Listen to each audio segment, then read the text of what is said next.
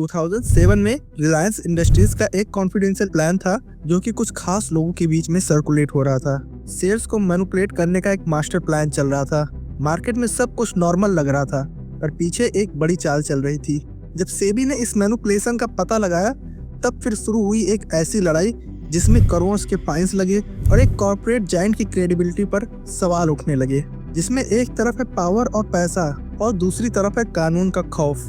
और अगर आप सोच रहे हो कि ये इनसाइडर ट्रेडिंग कैसे होता है तो टेंशन मत लो, मैं आपके साथ ये सारी डिटेल्स शेयर करने वाला हूँ इस वीडियो में। पर पहले समझते हैं ये इनसाइडर ट्रेडिंग है क्या और क्यों ये आपके लिए एक बड़े खतरे की घंटी है।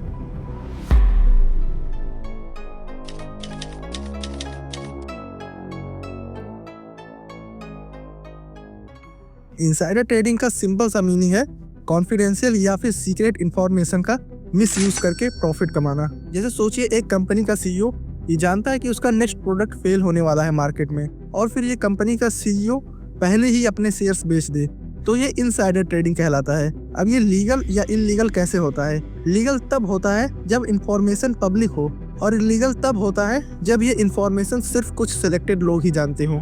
ये तो डेफिनेशन था। अब चलते हैं फ्लैशबैक में और देखते हैं कि ये कहानी शुरू कहाँ से हुई।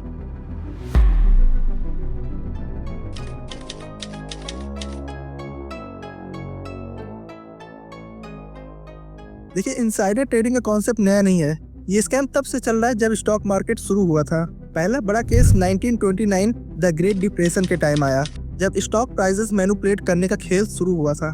इंडिया में भी ये प्रॉब्लम तब शुरू हुई जब इंडियन स्टॉक मार्केट ने पॉपुलैरिटी गेन करना शुरू किया। हर्षद मेहता का स्कैम आप लोग को तो मालूम होगा, पर इनसाइडर ट्रेडिंग का असली फाउंडेशन तब बना जब फाइनेंशियल रेगुलेशंस वीक थे।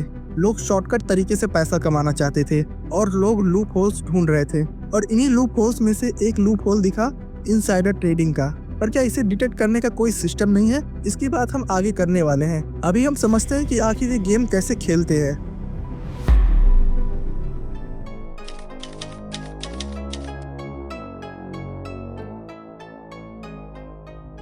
इनसाइडर ट्रेडिंग के मेन प्लेयर्स कौन कौन होते हैं और उनका क्या काम है और वो प्रॉफिट कैसे बनाते हैं? तो सबसे पहला स्टेप है इंफॉर्मेशन का लीक होना। जैसे मान लो एक कंपनी का इंसाइडर जो जानता है कि उनका क्वार्टरली रिजल्ट बहुत बेकार आने वाला है, ये इंफॉर्मेशन वो अपने ब्रोकर को देते हैं। उसके बाद आता है सेकंड स्टेप मिडिल मैन का, यानी ब्रोकर। फिर ब्रोकर ये इंफॉर्मेशन आगे इन्वेस्टर को सेल करता है। ये इन्वेस्टर मार्केट के अंदर ट्रेड करके ह्यूज प्रॉफिट बनाता है। इस प्रोसेस में सबका फायदा होता है। इंसाइडर को पैसा मिलता है न्यूज देने का, ब्रोकर को कमीशन मिलता है और इन्वेस्टर का ह्यूज प्रॉफिट होता है। पर जो लॉस होता है वो छोटे इन्वेस्टर का होता है। आपको लगता होगा कि इनसाइडर ट्रेडिंग तो सिर्फ रिच लोगों का गेम है, पर सच तो ये है कि इसका इम्पैक्ट छोटे छोटे इन्वेस्टर्स पर सबसे ज्यादा पड़ता है। जब इनसाइडर ट्रेडिंग होती है तो मार्केट के अंदर फेयर प्ले का कॉन्सेप्ट खत्म हो जाता है। आप एक ऐसे रेस में भाग रहे होते हो जिसमें जीत पहले ही डिसाइड हो चुकी है।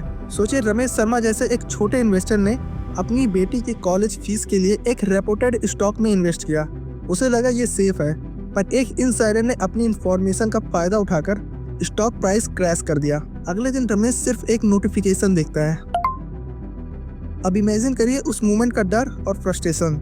Welcome to the dark world of insider trading. यहाँ डील्स बोर्ड रूम में नहीं, सीक्रेट कॉल्स और इनक्रिप्टेड मैसेज के जरिए होती है। ये एक ऐसा गेम है जिसमें जीतने वाले हमेशा कुछ चुनिंदा लोग होते हैं और हारने वाले हजारों। पर ये लोग हमेशा कैसे बचते हैं और क्या ये कभी पकड़े गए हैं? चलो एक रियल लाइफ एग्जांपल के साथ शुरू करते हैं।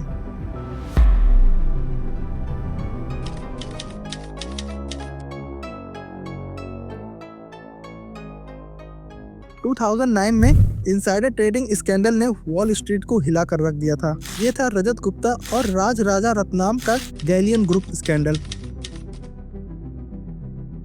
गुप्ता जो एक रेप्यूटेड मैकेंसी के सीईओ थे, इन्होंने confidential board room information leak किया राजा रत्नाम को, जो एक बिलियनियर हेज फंड मैनेजर थे। सिर्फ एक फोन कॉल से दोनों ने $1 बिलियन प्रॉफिट कमाया। पर ये ग्रीड उन्हें कहाँ ले गया? ये केस ने सिर्फ रजत और राजा रत्नाम को नहीं बल्कि पूरे कॉर्पोरेट गवर्नेंस मॉडल को क्वेश्चन किया। ये एक वेकअप कॉल था। बोर्ड रूम का कॉन्फिडेंशियल डाटा एक टिकिंग टाइम बॉम्ब बन सकता है। हेज फंड का अनएथिकल रोल इस केस के बाद और भी ज्यादा स्पॉटलाइट में आया। ये स्कैंडल एक वार्निंग था कि बड़े पोजीशन पर बैठे लोग भी लॉ के ऊपर नहीं हो सकते। पर इसका इम्पैक्ट सिर्फ फाइनेंशियल नहीं था। रजत गुप्ता जैसे रिस्पेक्टेड लीडर की क्रेडिबिलिटी हमेशा के लिए खत्म हो गई। वो एक हीरो से विलन बन गए लोगों की नजरों में। अब चलते हैं एक इंडियन स्कैंडल की तरफ, जो सिस्टम के लूप होल्स का सबसे बड़ा एग्जाम्पल था।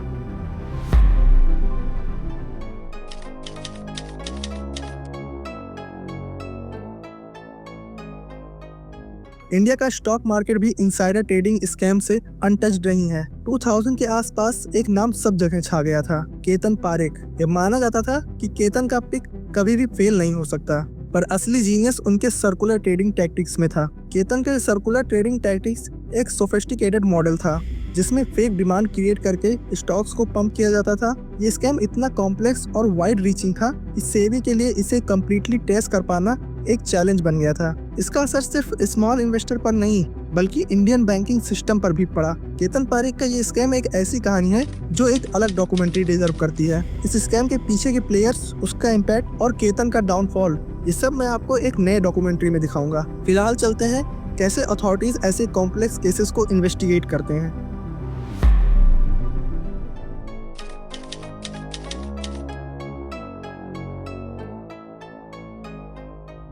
इनसाइडर ट्रेडिंग को डिटेक्ट करना एक चूहे बिल्ली का खेल जैसा है। रेगुलेटर्स जैसे सेबी और सेक इसमें टेक्नोलॉजी और ह्यूमन इंटेलिजेंस का यूज करते हैं। जनरली इनसाइडर ट्रेडिंग करने वाले 3 तरह से पकड़े जाते हैं।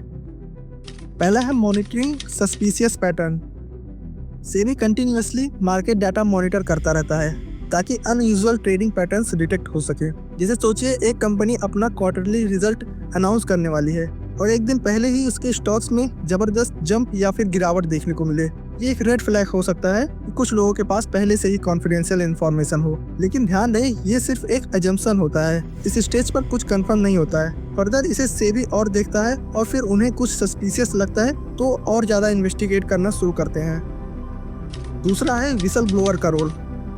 इनसाइडर ट्रेडिंग के बहुत सारे केसेस एक एनोमिनस विसल ब्लोअर की वजह से एक्सपोज होते हैं। विसल ब्लोअर का मतलब होता है वो इंसान जो सिस्टम के अंदर होते हुए किसी इल्लीगल एक्टिविटी के बारे में इंफॉर्मेशन देता है। जैसे हर्षद मेहता के केस में एक जर्नलिस्ट सुचिता दलाल ने एक इन्वेस्टिगेटिव जर्नलिस्ट का काम किया था और उन्होंने हर्षद मेहता के फ्रॉड को पब्लिक के सामने एक्सपोज किया। वो टेक्निकल सेंस में विसल ब्लोअर तो नहीं थी, पर उनका रोल उसी तरह का इम्पैक्टफुल था। ये विसल ब्लोअर अक्सर सिस्टम का हिस्सा होते हैं, पर एक सर्टेन ब्रेकिंग पॉइंट पर उन्हें लगता है कि सच्चाई सामने लाना जरूरी है और फिर उसके बाद ये सारा स्कैम एक्सपोज होता है। और तीसरा और सबसे मॉडर्न तरीका है एआई और मशीन लर्निंग टूल्स का यूज करके इनसाइडर ट्रेडिंग को डिटेक्ट करना। ये टूल्स एकदम एक्सपर्ट डिटेक्टिव की तरह काम करते हैं। ट्रेडिंग पैटर्न्स को एनालाइज करते हैं, अनयूजुअल एक्टिविटीज को पकड़ते हैं और सस्पिशियस ट्रेड को फ्लैग करते हैं।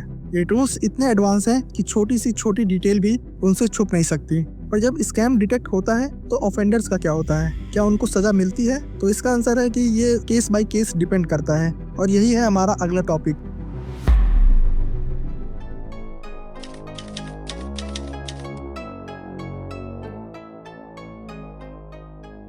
इनसाइडर ट्रेडिंग को प्रोसिक्यूट करना इतना आसान नहीं होता है। सबसे बड़ी प्रॉब्लम है प्रूफ की। कोर्ट्स के लिए ये प्रूफ करना मुश्किल हो जाता है कि ये जानबूझकर कॉन्फिडेंशियल इंफॉर्मेशन का मिसयूज किया गया है या बस ये एक कोइंसिडेंस था या फिर एक एजुकेटेड गेस था।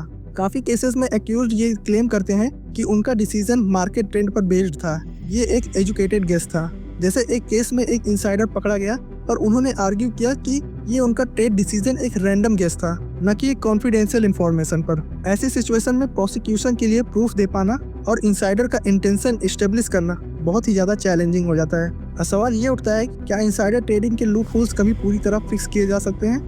देखिए, स्कैम सामने तो आ रहे हैं, लेकिन इनसाइडर ट्रेडिंग का ये गेम अभी खत्म होने से काफी दूर है। सिस्टम रिफॉर्म्स हो रहे हैं, नए रूल्स और मॉनिटरिंग टूल्स इंप्लीमेंट हो रहे हैं, लेकिन क्या ये फ्यूचर के स्कैम्स को रोक पाएंगे?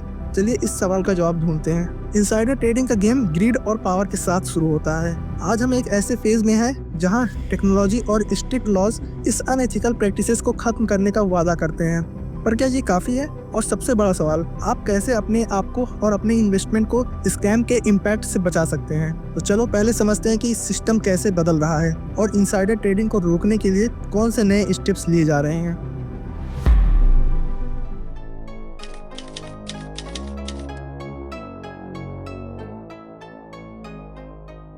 आज इंसाइडर ट्रेडिंग को रोकने के लिए सेबी और सेक जैसे रेगुलेटर्स नए और ज्यादा स्ट्रिक्ट रूल्स इंप्लीमेंट कर रहे हैं। इंडिया में सेबी ने इंसाइडर ट्रेडिंग की डेफिनेशन को और भी ज्यादा ब्रॉड कर दिया है और पेनाल्टीज और भी ज्यादा हार्श बना दिया है। पहले एक इंसाइडर को सिर्फ फाइन लगता था, लेकिन अब जेल टर्म भी मैंडेटरी हो गया है। सेबी ने इंसाइडर ट्रेडिंग के केसेस पर ज्यादा फोकस करते हुए इन्फोर्समेंट को और एग्रेसिव बना दिया है। एक रीसेंट केस में एक फंड मैनेजर को इंसाइडर ट्रेडिंग का दोषी पाए जाने पर 10 साल की सजा सुनाई गई थी।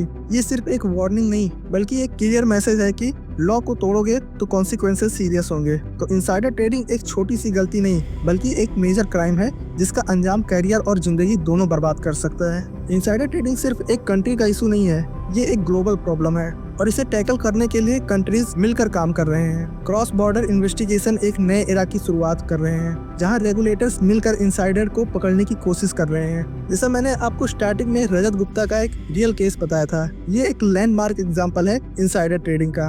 रजत गुप्ता जो एक confidential information hedge fund manager Rajaratnam को पास की थी। राजा रत्नाम ने इस सीक्रेट इंफॉर्मेशन का मिस यूज करके स्टॉक ट्रेड के जरिए मिलियंस ऑफ डॉलर का इलीगल प्रॉफिट कमाया। इस केस में यूएस सेक और सेबी ने अपने रिस्पेक्टिव रोल्स निभाए और गुप्ता और राजा रत्नाम दोनों के खिलाफ स्ट्रिक्ट एक्शन लिया गया। ये केस सिर्फ इंडिया या यूएस मार्केट तक सीमित नहीं था, बल्कि इंसाइडर ट्रेडिंग के ग्लोबल इम्पैक्ट को हाईलाइट करता है। पर ये तो एक सिस्टम का एफर्ट था।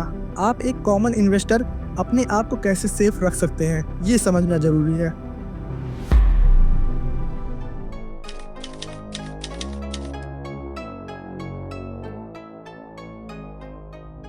सबसे पहला टिप है avoid the hype. Insider trading का सबसे बड़ा वेपन होता है हाइप। जब किसी स्टॉक के बारे में बहुत सारी पॉजिटिव न्यूज सुनते हैं तो हो सकता है ये एक मैनिपुलेटेड इन्फॉर्मेशन हो। रिसेंट एग्जांपल ले लो, आपने सुना होगा कि कुछ लोग यूट्यूब पर एड्स चलाकर पेनी स्टॉक्स का हाइप क्रिएट कर रहे थे और उन्होंने लाखों रुपए एड्स पर खर्च किए और जब स्टॉक के प्राइस बढ़ा तो उन्होंने अपने शेयर्स हाई प्राइस पर बेचकर प्रॉफिट बुक कर लिया, पर बाद में सेबी ने इस पर एक्शन लिया। ये एक क्लासिक एग्जांपल है कि कैसे हाइप क्रिएट किया जाता है और इन्वेस्टर को मैनिपुलेट किया जाता है। और दूसरा टिप है कि आज के टाइम में इन्वेस्टर्स के पास हजारों टूल्स और रिसोर्सेज हैं रिसर्च करने के लिए। सेबी की वेबसाइट पर जाके आप किसी भी कंपनी के फाइलिंग्स, फाइनेंशियल रिपोर्ट और डिस्क्लोजर को इजीली एक्सेस कर सकते हैं। ये सारा डेटा आपको बताता है कि कंपनी का एक्चुअल फाइनेंशियल हेल्थ और उसका फ्यूचर प्लान कैसा है। स्टॉक मार्केट में प्राइस मूवमेंट का हर वक्त एक रीजन होता है। अगर कोई स्टॉक का प्राइस बिना किसी क्लियर न्यूज या अनाउंसमेंट के अचानक बढ़ रहा है तो उसके पीछे का लॉजिक समझना जरूरी है। कभी भी ये एक स्पेकुलेटिव या फिर ट्रेडिंग मैनिपुलेशन का हिस्सा हो सकता है। तो सिर्फ हाइप या स्पेकुलेशन के बेसिस पर इन्वेस्ट करना आपके लिए फाइनेंशियली रिस्की हो सकता है। और न्यूज, सेबी फाइलिंग्स और कंपनी के लेटेस्ट अपडेट्स को क्रॉस वेरीफाई करना मत भूलिए। और जो तीसरा और लास्ट टिप है वो सबसे ज्यादा इफेक्टिव है इंसाइडर ट्रेडिंग से बचने के लिए, डाइवर्सिफिकेशन। डाइवर्सिफिकेशन का मतलब है अपने इन्वेस्टमेंट को अलग अलग एसेट क्लास में बांटना, जैसे कि स्टॉक्स में हो गया, म्यूचुअल फंड्स, बॉन्ड्स और इवन रियल एस्टेट में भी आप इन्वेस्ट कर सकते हो। जब आप अपने पैसे को डिफरेंट सेक्टर और इंडस्ट्रीज में इन्वेस्ट करते हो तो आप मार्केट के फ्लक्चुएशन और इंसाइडर ट्रेडिंग के रिस्क को भी स्प्रेड कर लेते हो। इससे अगर एक स्टॉक या एसेट क्लास पर इंसाइडर ट्रेडिंग का इम्पैक्ट होता भी है तो आपका पोर्टफोलियो इतना डाइवर्सिफाइड होता है कि आपको ज्यादा नुकसान नहीं होता। ये तो हो गया प्रैक्टिकल बात, पर इस कहानी का मोरल क्या है?